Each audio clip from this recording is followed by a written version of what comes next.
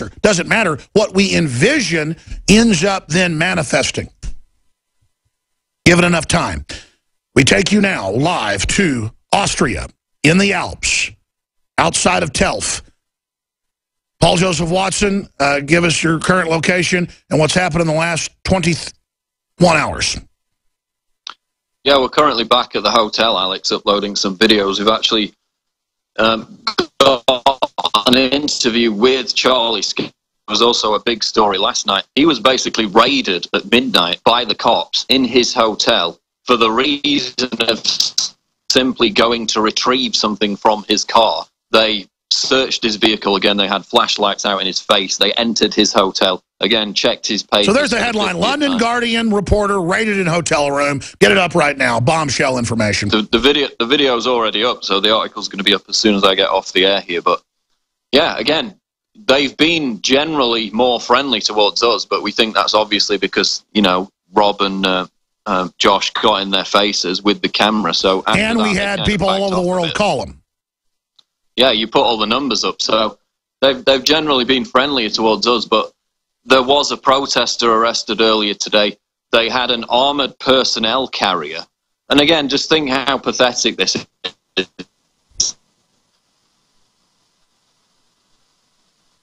Yeah, we've lost his Skype. Right at the end. No. Stop for a moment, Paul. We're going to try to reconnect with you, or should you guys go back up to the roof? Because I know we're interviewing Skelton in 20 minutes. Perhaps, is Skelton with you? No, Skelton's in a different hotel. So is he joining us by phone, guys? Let's try to get you now to be able to start over. Maybe your Skype stabilized. Go back to the beginning, and I'm going to try to shut up and let you report. Charlie Skelton raided at his hotel. London Guardian reporter raided. Nighttime raid. Bilderberg police raid Guardian reporter. I mean, this is just insane at his hotel. And then go back over what's happened. Yeah, it was basically midnight to 1 a.m. He went out to retrieve something from his vehicle. The police immediately descended upon him, entered his lodge, started questioning all the people who were in there, demanded their papers, again, searched the vehicle. They had flashlights out, you know, shining them in their face. No, from what Skelton said, they were basically there for at least 20 minutes, maybe half an hour. He actually jumped in the shower because they were there so long. So we just got the video up on that today, shortly after I get off the air. So again, another example of the harassment. And then after that, I was saying they had an armoured personnel carrier driving up the road towards the Interalpen Hotel to deal with what was literally less than 10 bloggers and journalists at the entrance to the hotel. There were about 3 protesters at the checkpoint at the bottom of the hill, from what I saw from the images, because we were as close to the hotel as we could get, because they give us that permission because we're staying in the lodge nearby. But at the bottom checkpoint, the first checkpoint, I saw no more than 3 or 4 protesters. One of those was arrested. So again, that's testament to the fact they've got 2,000 police out here to deal with probably a total of 24 journalists, bloggers, and protesters. 2,000 police. Well, you know what Proverbs says, the wicked flee when none pursue. That's Proverbs 28:1. Obviously, the police aren't idiots. Obviously, the Bilderberg group are not idiots. Why are they doing this when it villainizes them? Is it just because they're so disconnected and so arrogant they don't care, Paul? I don't know whether they're acting on direct orders from Bilderberg. They obviously were in relation to what was going on right at the entrance to the hotel, because there was a security screw-up, not the first one, when one of the Bilderberg members arrived in a car and they couldn't confirm his papers or whatever. So he was literally sat there in the car. We were like 2 yards away. He was sat there for about 10, 15 minutes. Then another Bilderberg member arrived behind him and they couldn't confirm his credentials. So that's not the first security screw-up that they've had. And we were basically right up against the car, but you can see absolutely nothing, even with the polarizing lens in, because these blacked out windows are so intense. We did capture some individuals, sent them out on Twitter, but again, they're very difficult to identify. But we did get as close as physically possible at the only entrance to the hotel right as they were driving in. We were literally 2 yards away from all the cars, and all those photos are on Twitter. And we're showing some of those Twitter's tweet photos right now at Infowars.com and PrisonPlanet.com, and directly from Real Alex Jones on Twitter, and also your Twitter account, Paul Joseph Watson. But that was my next question. You just got to it. A lot of them have started to arrive. We see photos of the bright green armored personnel carrier. That is a military type. That is a heavy armored vehicle. Simply insane. I see Charlie Skelton out there surrounded by, the police vans and the police watching, and the armored vehicle. Just simply ridiculous. No, there were busloads of police going up and down all day. They were just sending more and more buses of police when literally nobody had turned up. I mean, to compare it to Switzerland, there were at least, 50 to 75 protesters who weren't just bloggers and journalists. Now, right next to the hotel, it was a smattering. There were a few people from Italy, a few Americans there, and us, and that was basically it. It was less than 10 people at the peak time when all the Bilderberg members were arriving. And Rob Dew was also able to hike up into the mountains and get some really good shots directly onto the Bilderberg Hotel, really clear shots of the balconies. Well, you couldn't get the Bilderberg men, but you did get the female police, and that you get a gold star for. There are a lot of female police around, and in fact, the one that they encountered in the police station was at the checkpoint today at the bottom. We saw her again. Oh, my goodness. It looks like the Swedish bikini team in dark blue uniforms. It's not bad on the eyes. Anyways, excuse me, folks. I am a man. Expanding on all this, though, Paul, the police didn't get hysterical in England. They didn't get hysterical in the U.S. They didn't get hysterical in Turkey. They didn't get hysterical anywhere. They did a little bit in Greece, but what is up with the Austrians? I mean, they're really following the Germanic stereotype of flipping out.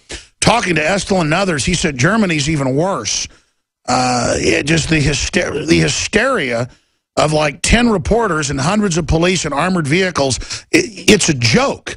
It'd be like armored vehicles showing up at a park where families are having picnics or something. I mean, what is the issue here? I mean, they must realize how ridiculous it is seeing it today.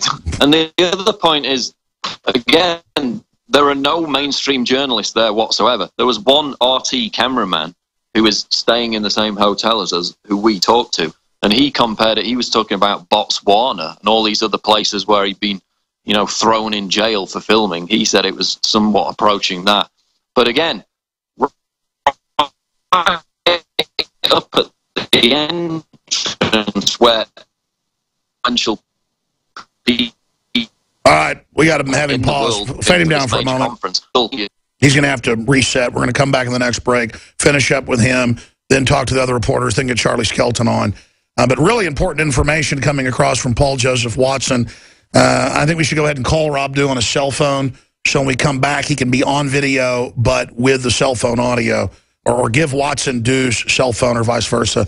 Let's do that. We're going to go to break and come back here in a moment and get some more of this intel. But looking at the Twitter photos that we're going to put into an article for Infowars.com of the armored vehicle.